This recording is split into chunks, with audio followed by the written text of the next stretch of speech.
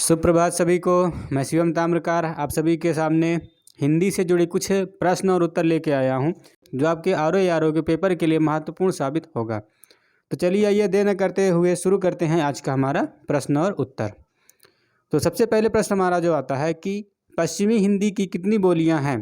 तो पश्चिमी हिंदी में 5 बोलियां बोली जाती हैं। पश्चिमी हिंदी का मतलब है कि जो आपके भारत के पश्चिमी साइड में बोली जाती है उस तरफ की हिंदी की बात करें तो वहाँ पर 5 अलग अलग प्रकार की बोलियां बोली जाती हैं।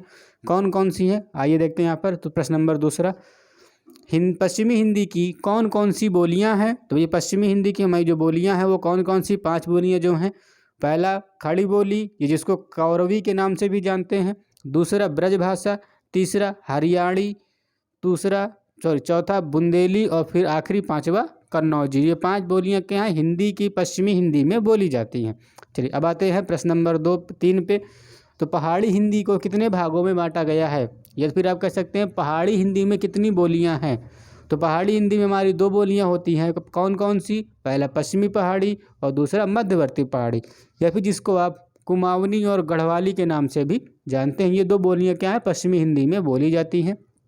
अगला प्रश्न नंबर 4, राजस्थानी हिंदी को कितनी बोलियां हैं। राजस्थानी हिंदी में कितनी बोलियां हैं। तो राजस्थानी में हमारे 4 बोलियां हैं। कौन कौन सी, मारवाड़ी, जयपुरी, मेवाती और मालवी। ये क्या है 4 बोलियां जो हैं पश्चिमी हिंदी में राजस्थानी हिंदी में बोली जाती हैं। ठीक है, चलिए फिर आते हैं अपने प्रश्न नंबर 5 पर। भाषा के लिए हिंदी का प्राचीनतम प्रयोग कहाँ मिलता है। तो भाषा के लिए हिंदी का जो प्राचीनतम उपयोग है वो शराफुद्दीन के जाफरनामा में मिलता है। शराफुद्दीन जी ने जाफरनामा नामक एक पुस्तक लिखी थी जहाँ पर सबसे पहली बार हिंदी का उपयोग मिलता है। ठीक है, चलिए आते हैं फिर प्रश्न नंबर 5 पर। बिहारी में हिंदी की कितनी बोलियाँ हैं। तो बिहारी में हिंदी की 3 बोलियाँ हैं। कौन कौन सी, मगही, भोजपुरी और मैथिली, जिसमें सबसे ज़्यादा भोजपुरी बोली जाती है। ठीक है, चलिए आगे आते हैं प्रश्न नंबर 7, हिंदी का वास्तविक आरंभ कब से माना जाता है। हिंदी का वास्तविक आरंभ कब से माना जाता है। तो 1000 ईस्वी, कब से, 1000 ईस्वी से हिंदी का वास्तविक आरंभ माना जाता है। ठीक, चलिए प्रश्न नंबर 8, हिंदी क्षेत्र की बोलियों में सबसे ज़्यादा कौन कौन सी बोली बोली जाती है। तो हिंदी क्षेत्र में सबसे ज़्यादा बोली भोजपुरी बोली जाती है। मतलब आसपास जितने भी हैं सब में क्या करते हैं हम लोग, सबसे ज़्यादा भोजपुरी बोलियों को बोलते हैं। चलिए फिर आते हैं प्रश्न नंबर 9 पे। साहित्यिक दृष्टि से हिंदी भाषा की सबसे महत्वपूर्ण बोली कौन सी है। मतलब साहित्य की दृष्टि से आप अगर देखेंगे तो हिंदी भाषा की सबसे महत्वपूर्ण बोली कौन सी है। तो सबसे महत्वपूर्ण बोली हमारे पास आती है ब्रजभाषा। क्यों भैया, ये ब्रजभाषा साहित्य के लिए, ब्रजभाषा जो है उसमें साहित्य के देखिए क्या है ना, आपको अलंकार का यूज़ करना पड़ता है ना, कुछ उसको सजा के लिखना पड़ता है। तो उसकी ब्रजभाषा जो है पहले से ही बहुत ही सुंदर ढंग से लिखी गई है, उसमें बहुत ही अच्छे अच्छे शब्दों का उपयोग किया जाता है। इसलिए क्या करते हैं, साहित्य के लिए ब्रजभाषा का उपयोग ज़्यादा से ज़्यादा किया जाता है। ठीक, चलिए आ जाते हैं प्रश्न नंबर 10,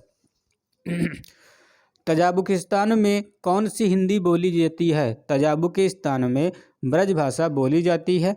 ठीक है, चलिए आते हैं प्रश्न नंबर 11 पे। फिर पूर्वी हिंदी में कितनी बोलियाँ जाती हैं। तो पूर्वी हिंदी में भैया हमारे पास 3 बोलियाँ बोली जाती हैं। कौन कौन सी, अवधी, बघेली और छत्तीसगढ़ी। ये 3 बोलियाँ क्या हैं पूर्वी हिंदी में बोली जाती हैं। ठीक, चलिए आते हैं प्रश्न नंबर 12। प्रश्न नंबर 12 हमारा कहता है कि भारत के बाहर सबसे ज़्यादा कहाँ अवधी बोली जाती है।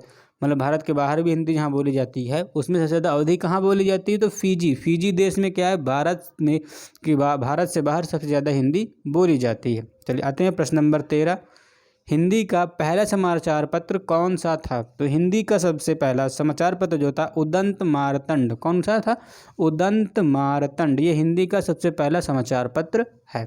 चलिए आते हैं अब प्रश्न नंबर 14 पे। तो अशोक के समय राजकाज की भाषा क्या थी। तो भैया अशोक के समय राजकाज की भाषा क्या थी, पाली थी। फिर जब अशोक के बाद जब बौद्ध धर्म आया तो उसने अपनी राजकाज की भाषा को बदल करके पाली से प्राकृत में कर दिया था। ठीक है, क्यों, क्योंकि भाई बौद्ध लोग जो थे वो ज़्यादातर प्राकृत भाषा का उपयोग करते थे उपदेश देने के लिए। इसलिए फिर बाद में उन्होंने क्या किया, पाली से बदल करके उसको प्राकृत भाषा में कर दिया था। चलिए अब आते हैं प्रश्न नंबर 15, संविधान सभा में हिंदी को राजभाषा बनाने का प्रस्ताव किसने प्रस्तुत किया था? जैसे कि संविधान सभा में फिर गोपाल स्वामी अयंगार जी ने हिंदी को राजभाषा बनाने का प्रस्ताव प्रस्तुत किया था। ठीक है, चलिए अब आते हैं प्रश्न नंबर 16।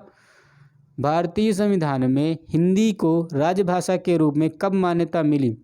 भारतीय संविधान में हिंदी को 14 सितंबर 1949 कब? 14 सितंबर 1949 में हिंदी राजभाषा के रूप में, देखिए राष्ट्रभाषा नहीं कहा गया इसको उस समय भी, उस समय इसको राजभाषा के रूप में चुना गया था। ठीक है, चलिए प्रश्न नंबर 17। ईस्ट इंडिया कंपनी ने कब तक फारसी को राजभाषा बनाए रखा? तो ईस्ट इंडिया कंपनी ने 1833 तक क्या किया था? हिंदी को राजभाषा बनाए रखा, फारसी को राजभाषा बनाए रखा। फिर उस 1831 में गांधी जी ने क्या किया था? हिंदी को राजभाषा बनाने की मांग की थी। फिर उसके बाद उन्होंने क्या किया? और 1833 से उसको बदल करके हिंदी कर दिया था। ठीक है, चलिए अब आते हैं प्रश्न नंबर 18। तो संविधान के किस अनुच्छेद में हिंदी को संघ की भाषा और देवनागरी को लिपि कहा गया है? तो संविधान के अनुच्छेद 343, किसमें? 343 में हिंदी को भाषा और देवनागरी को लिपि के रूप में कहा गया है। ठीक, चलिए आते हैं प्रश्न नंबर 19 पर। जो संविधान के किस सूची में भाषा को सम्मिलित किया गया है? तो संविधान के 8वीं अनुसूची में हिंदी को भाषा के रूप में सम्मिलित किया गया है। ठीक, चलिए अब आते हैं प्रश्न नंबर अपने 20 पर। तो जनसंख्या की दृष्टि से सर्वाधिक बोली जाने वाली भाषाओं में हिंदी का स्थान कौन सा है? तो ये पूरे विश्व में सबसे ज़्यादा जो है वो मैंडरिन भाषा, जिसको हम लोग चाइनीज भाषा कहते हैं, वो बोली जाती है। फिर उसके बाद हमारा आता है तीसरे नंबर पर हिंदी। हिंदी के कौन सा स्थान है? हिंदी तीसरे स्थान पर जनसंख्या की दृष्टि से सबसे ज़्यादा बोली जाने वाली भाषा है। ठीक, चलिए अब आते हैं प्रश्न नंबर 21। तो राजभाषा आयोग के प्रथम अध्यक्ष कौन थे? तो राजभाषा आयोग के प्रथम अध्यक्ष बाल गंगाधर खरे। कौन? बाल गंगाधर खरे प्रथम अध्यक्ष थे। ठीक, अब आते हैं प्रश्न नंबर 22 पे। तो भारतीय लिपियों में सर्वश्रेष्ठ लिपि किसे मानी गई है? तो ब्राह्मी लिपि को, क्योंकि ब्राह्मी लिपि से ही बाकी देवनागरी और भी सारी लिपियों की क्या हुई है? उत्पत्ति हुई है, इसीलिए ब्राह्मी लिपि को सर्वश्रेष्ठ लिपि माना गया है। ठीक है, चलिए अब आते हैं प्रश्न नंबर 23। अपभ्रंश को पुरानी हिंदी किसने कहा है? तो अपभ्रंश को पुरानी हिंदी चंद्रधर शर्मा गुलेरी ने कहा है। देखिए होता क्या है ना कि अब जो हमारी हिंदी है इसका जो विस्तार हुआ है, फिर कह दीजिए कि इसका जो उत्पत्ति हुई है, सबसे पहले क्या था? पाली था, फिर पाली के बाद आया प्रकृति, फिर प्रकृति के बाद आया अपभ्रंश, फिर उसके बाद अपहट्ट। ये 4 प्रकार से क्या हुआ है? इसका विस्तार हुआ है। फिर कहते हैं इसका जो हमारे पास उन्नति हुई है हिंदी भाषा के। ठीक है, तो अपभ्रंश को क्या किया है? चंद्रधर शर्मा ने गुलेरी ने क्या किया है? पुरानी हिंदी के रूप में कहा है। अब आते हैं प्रश्न नंबर 24 पे। तो सौर सेनी अपभ्रंश के किस उपभाषा का विकास हुआ है? तो सौर सेनी अपभ्रंश में राजस्थानी भाषा का विकास हुआ है। ठीक है, चलिए अब आते हैं अगला। हिंदी के उद्भव का सही क्रम क्या है? तो हिंदी का उद्भव क्या है? पहले सबसे पहले हम बताया था ना, सबसे पहले पाली है, फिर प्रकृति आया, फिर प्रकृति के बाद अपभ्रंश आया, फिर अपभ्रंश के बाद जो अब चल रहा है वो अवहट्ट चल रहा है। ठीक है, चलिए अब आते हैं प्रश्न नंबर 26 पर। तो खड़ी बोली हिंदी में सर्वप्रथम रचना करने वाले कवि किसे माना गया? तो खड़ी बोली में सबसे पहले अमीर खुसरो ने क्या किया था? रचना किया था। और अमीर खुसरो ही एक ऐसे कवि हैं जिन्होंने 8 राजाओं का शासनकाल देखा हुआ। ये ज़्यादातर दोहे और छंद लिखते थे। ठीक है, चलिए अब आते हैं प्रश्न नंबर 27। 8वीं अनुसूची में कितनी भाषाओं को शामिल किया गया है? तो 8वीं अनुसूची में टोटल 22 भाषाओं को शामिल किया गया। हम सभी लोग जानते हैं कि भारत में 22 भाषाएं बोली जाती हैं, तो इसमें 22 भाषाओं को शामिल किया गया। अब आते हैं प्रश्न नंबर 28। अकबर के शासनकाल में मंत्री टोडरमल के आदेश से किस भाषा को हिंदी की जगह राजभाषा बनाया गया था? तो भैया अकबर ने क्या किया था? फारसी भाषा को टोडरमल जी से हिंदी की जगह पर फारसी भाषा को राजभाषा बनवाया था। ठीक है, चलिए आते हैं अगला। तुलसी रचित विनय पत्रिका की भाषा क्या है? तो तुलसी वो क्या है? ब्रज भाषा में लिखी गई है। कौन सी भाषा में लिखी गई है? ब्रज भाषा में वो लिखी गई है। चलिए अब आते हैं प्रश्न नंबर 30। खड़ी बोली का प्रयोग सबसे पहले किस किताब में हुआ है? तो सबसे पहले क्या था? प्रेम सागर नामक किताब में खड़ी बोली का उपयोग किया गया है। ठीक है, चलिए अब आते हैं प्रश्न नंबर 31। मोहम्मद गोरी से लेकर अकबर तक राजकाज की भाषा क्या थी? तो भैया हिंदी थी। फिर उसके बाद अकबर ने क्या किया, मंत्री टोडरमल से कहला कर उसको फारसी करवा दिया। बात आई समझ में। फिर फारसी से 1833 में चेंज करके अंग्रेजों ने उसको फिर से क्या कर दिया, हिंदी कर दिया था। ठीक, चलिए अब आते हैं अगले प्रश्न पर। देवनागरी लिपि की उत्पत्ति किससे हुई थी? तो देवनागरी लिपि की उत्पत्ति जो है ब्राह्मी लिपि से हुई। जैसे हमने पहले बताया है कि ब्राह्मी लिपि से ही क्या हुआ, बहुत सारी लिपियों की उत्पत्ति हुई, इसीलिए उसको सर्वश्रेष्ठ लिपि के रूप में भी क्या करते हैं हम लोग जानते हैं। चलिए अब आते हैं सर्वप्रथम राजभाषा मांगने की, हिंदी को सर्वप्रथम राजभाषा बनाने की मांग किसने की थी? तो महात्मा गांधी जी ने क्या की थी, हिंदी को सर्वप्रथम राजभाषा बनाने की मांग की थी। कब? 1881 में। ठीक है, तो हिंदी को आधिकारिक भाषा का दर्जा कब मिला? तो 26 जनवरी 1950 ईस्वी को हिंदी को आधिकारिक भाषा का दर्जा मिला, जब हमारा संविधान लागू हुआ था तब से। ठीक है, चलिए आते हैं।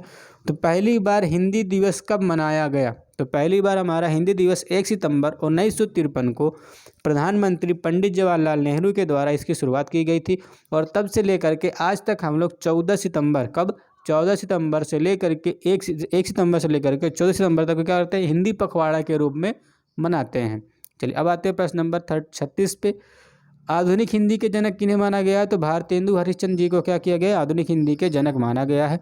तो हिंदी का अध्यापन कराने वाला प्रथम विश्वविद्यालय कहाँ है? तो हिंदी का अध्यापन कराने वाला प्रथम विश्वविद्यालय हमारा कोलकाता विश्वविद्यालय है। ठीक है, आगे आते हैं अगला 38 नंबर पे। तो किस युग को आधुनिक हिंदी का सिंह द्वार कहा गया है? तो भारतेंदु युग को क्या किया गया, हिंदी का सिंह द्वार कहा गया है। द्विवेदी युग के प्रवर्तक कौन थे? मतलब किसके उपलक्ष्य पर हम लोग क्या किया है, द्विवेदी युग मानते हैं? तो महावीर प्रसाद द्विवेदी जी जो हैं, उनके उपलक्ष्य पे हम लोग क्या करते हैं, द्विवेदी युग को प्रवर्तक उनको कहा गया है। चलिए आते हैं प्रश्न नंबर 40 पर फिर।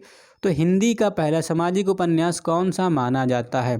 क्या चीज़? हिंदी का पहला सामाजिक उपन्यास कौन सा माना जाता है? तो भागवती नामक उपन्यास को हिंदी का पहला सामाजिक उपन्यास माना जाता है। चलिए अब आते हैं प्रश्न नंबर 41 पर। सन 1950 से पहले हिंदी कविता किस रूप में जानी जाती थी? तो इसको प्रयोगवादी, 1950 से पहले हम लोग इसको प्रयोगवादी के रूप में जानते थे हिंदी की कविता कहानियों को। फिर बाद में उसको हिंदी कविता के बाद में जब उसको हिंदी को राजभाषा का दर्जा मिला, तब से हम उसको क्या करते हैं, हिंदी कविता के रूप में जानते हैं। तो ब्रज भाषा का सर्वोत्तम कवि कौन है? तो ब्रज भाषा के हमारे सर्वोत्तम कवि कौन है? सूरदास जी हैं। आप सभी जानते हैं सूरदास जी क्या है, भगवान श्री कृष्ण के अनन्य भक्त हैं, और उनकी सारे लेख जो हैं, सारे कुछ जो भी वो लिखते हैं वो सब भगवान श्री कृष्ण को समर्पित हैं। और उन्होंने ब्रज भाषा की मदद से बहुत ही सुंदर सुंदर कविताएं, छंद क्या है, लिख करके उन्होंने रखे हुए हैं। चलिए अब आते हैं प्रश्न नंबर 43 पर। आदिकाल के बाद हिंदी में किस साहित्य का उदय हुआ है?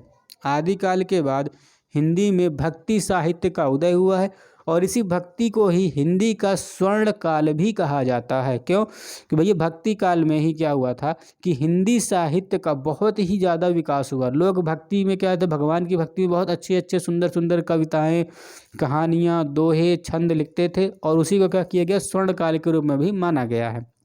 चलिए आगे आते हैं।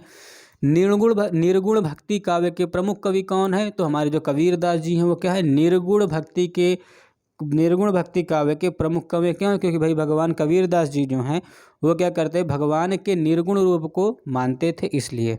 चलिए आगे आते हैं प्रश्न नंबर 45। किस काल को स्वर्ण काल कहा जाता है? मतलब किस काल को हिंदी का स्वर्ण काल कहा जाता है? तो भक्ति काल को हिंदी का स्वर्ण काल कहा जाता है। ठीक, चलिए आते हैं प्रश्न नंबर 46। हिंदी का आदि कवि किसे माना जाता है? तो हिंदी के आदि कवि स्वयंभू महाराज जो हैं उनको क्या कहते हैं, हम लोग हिंदी के आदि कवि के रूप में मानते हैं। चलिए अब आते हैं, आधुनिक काल का समय कब से कब माना जाता है? तो आधुनिक काल का जो समय हमारा है 1900 ईस्वी से क्या करते हैं हम लोग, आधुनिक काल से लेके अब तक का जो समय चल रहा है उसको हम लोग आधुनिक काल मानते हैं। चलिए अब आते हैं प्रश्न नंबर 48। जयशंकर प्रसाद की सर्वश्रेष्ठ रचना कौन सी है? तो जयशंकर प्रसाद की सर्वश्रेष्ठ रचना जो है वो कामायनी है। कौन सी है? कामायनी। अब आते हैं बिहारी ने क्या लिखे हैं? तो बिहारी ने क्या, दोहे लिखे हुए हैं। क्या लिखे हुए हैं? दोहे लिखे हुए हैं। ठीक, अब आते हैं प्रश्न नंबर 50 पे। पद्मावत महाकाव्य कौन सी भाषा में लिखा गया है? तो पद्मावत महाकाव्य अवधी भाषा में लिखा गया। आप सभी जानते हैं रानी पद्मावती के बारे में, आप सभी को पता है। तो जो महाकाव्य उन पर लिखा गया है वो अवधी भाषा में लिखा गया है। तो अब आते हैं आखिरी प्रश्न पर हमारे। तो कबीर किसके शिष्य थे? कबीर दास जी किसके शिष्य थे? तो कबीर दास जी रामानंद जी के क्या थे? शिष्य थे। रामानंद जी को क्या करते थे? वो अपना गुरु मानते थे। ठीक है, चलिए तो यहीं पे आज का वीडियो ख़त्म होता है। तो जुड़े रहिए, आपको हमारे आरओ से हिंदी जुड़ी ऐसे ही अलग अलग क्या करेंगे, कई प्रकार के प्रश्न लेकर आते रहेंगे, जो आपके आरओ परीक्षा में बहुत ही मददगार साबित होगा। तो मिलते हैं अगले वीडियो में, तब तक के लिए सभी को नमस्कार।